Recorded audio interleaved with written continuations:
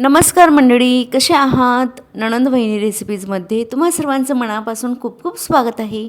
आज आम्ही तुमच्यासाठी पुन्हा घेऊन आलो आहे नवीन रेसिपी. आज आहे गणपती बाप्पाचा दिवस 7वा. तुमच्यासाठी आम्ही पुन्हा घेऊन आलो आहे तळणीचे मोदक, पण जरा वेगळ्या पद्धतीने. त्यामुळे व्हिडिओ शेवटपर्यंत नक्की बघा. त्यासाठी आपण लागणारे साहित्य पाहून घेऊया. एक नारळ किसून घेतलेला आहे, ओला नारळ. त्यानंतर 1 चमची खसखस, 1 चमची वेलची पूड आणि 1 वाटी एवढा आपण गूळ घेतलेला आहे. चला तर मग आता आपण सारण तयार करून घेऊया. त्यासाठी सगळ्यात आधी एका कढईमध्ये 1 चमची तूप घालूया. तूप गरम झालं की मग आपण त्यात जे किसून घेतलेलं ओलं खोबरं आहे ते घालून छान परतून घेऊया. आपल्याला ओल्या नारळाचाच वापर करायचा आहे. ओल्या नारळामुळे आपल्या मोदकांना अधिक चव येते. आता आपण जो 1 वाटी गूळ घेतलेला आहे तो घालूया आणि आपलं मिश्रण छान एकजीव करून घेऊया. आपण या मोदकांमध्ये ओल्या नारळाचं आणि गुळाचं सारण तयार करणार आहोत, जेणेकरून त्यांना खूप छान अशी चव येते आणि आपले जे मोदक आहेत ते चवीला खूप छान होतात आणि बाप्पाला देखील आवडतात. त्यामुळे नक्कीच या पद्धतीने एकदा मोदक करून बघा. कारण आपण नेहमी सुकं नारळ आणि साखरेचं मिश्रण घालतो तळणीच्या मोदकांमध्ये, पण जर का या पद्धतीने ओल्या नारळाचा आणि गुळाचा आपण वापर केला तर ते मोदक अधिक छान होतात. बघा किती छान असं एकजीव झालेलं आहे आपलं संपूर्ण मिश्रण. आता आपण यात जी 1 चम्मच वेलची पूड घेतली होती ती घालूया. त्यानंतर 1 चम्मच खसखस घेतलेली होती ती घालूया. या दोघं वस्तूंमुळे देखील आपल्या मोदकांना खूप छान अशी चव येते आणि सारण देखील दिसायला छान दिसतं. बघा किती छान असं आपलं सारण तयार झालेलं आहे. आता आपण सारण गार करून घेऊया. तोवर आपण आपली पुढील तयारी करूया. पुढील तयारीसाठी आपण एक मैदा घेतलेला आहे. त्यानंतर त्यात 1 छोट्या वाटीभर रवा घालायचा आहे, जेणेकरून मैदा आणि रवा हे दोघांचं छान असं मिश्रण होईल. आणि थोडं चिमूटभर आपण मीठ घालणार आहोत. मैदा, रवा आणि थोडं मीठ घालून आपण ही कणिक तयार करणार आहोत. या मिश्रणामध्ये म्हणजे मैद्यामध्ये आपण रवा घातल्यामुळे आपले जे मोदक आहेत ते अजिबातच तेलकट होत नाहीत आणि खुसखुशीत असे होतात. तोंडात टाकताच विरघळतात, खूप छान असे लागतात. त्यामुळे नक्कीच एकदा रवा आणि मैद्याची कणिक मळून बघा, त्याने देखील आपले मोदक खूप छान होतात. आपण आता पुन्हा एकदा मस्त कणिक मळून घेऊया. आपल्याला जास्त घट्ट न करता थोडी मऊच कणिक मळायची आहे. यात तुम्ही हवं तर तेल किंवा साजूक तुपाचं देखील मोहन देऊ शकतात, त्याने देखील आपले मोदक छान होतात. पण आम्ही इथे घातलेलं नाही आहे, तरी देखील आपले मोदक खूप छान खुसखुशीत आणि रवेदार होतील. आता आपले कणिक देखील छान मळून झालेले आहे. मऊसूत आपण कणिक मळलेली आहे. आता आपण कणकेला 5 मिनटासाठी रेस्ट देऊया. म्हणजे आपण कणकेला 5 मिनटं रेस्ट दिल्यानंतर ती कणिक मोदक तयार करण्यासाठी रेडी होईल आणि आपले छान असे मोदक तयार होतील.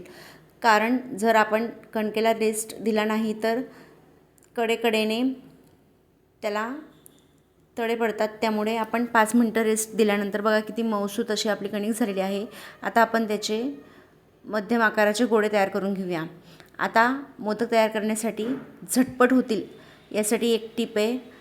थोडा मोठा गोळा तयार करा आणि त्याला पोळपाटावर आपल्या चपातीप्रमाणे लाटून घ्या आणि एका छोट्या वाटीने किंवा डब्याच्या झाकणाने तुम्ही छान अशा पुऱ्या करून घ्या आणि मग आपलं जे सारण आहे ते त्यात भरून छान असे मोदक भरून घ्या, जेणेकरून आपला वेळही वाचतो आणि झटपट होतं आपलं काम.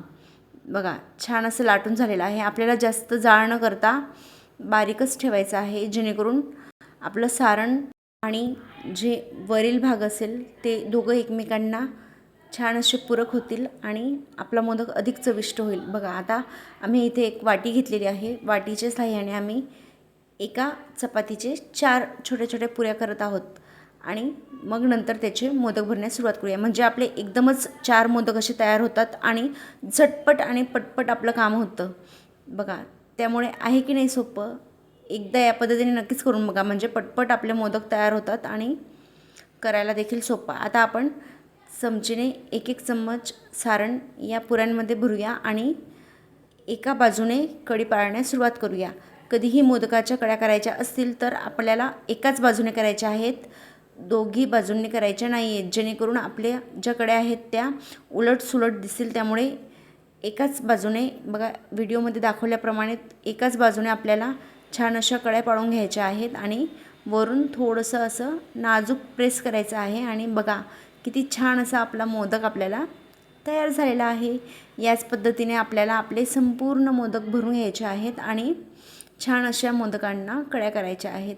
आहे की नाही सोपं? या पद्धतीने नक्कीच ट्राय करा, जेणेकरून आपलं काम पटपट होतं. आणि ऑफिसला जाणाऱ्या ज्या स्त्रिया असतात त्यांच्यासाठी एवढा वेळ काढणं शक्य नसतं. त्यामुळे या सोप्या ट्रिकने नक्कीच पटपट बाप्पाचा नैवेद्य देखील तयार होईल आणि मनाला समाधानी देखील होईल की मोदकाचा नैवेद्य म्हणून आपण बाप्पाला दिला. बघा किती छान असे आपले मोदक तयार झालेले आहेत. आता आपण यांना फ्राय करून घेऊया. आहे की नाही एकसारखे कडे आलेले आहेत. आता आपण मोदकांना डीप फ्राय करणार आहोत. त्यासाठी आपण कढई गरम झाली की त्यात थोडं तेल घालूया.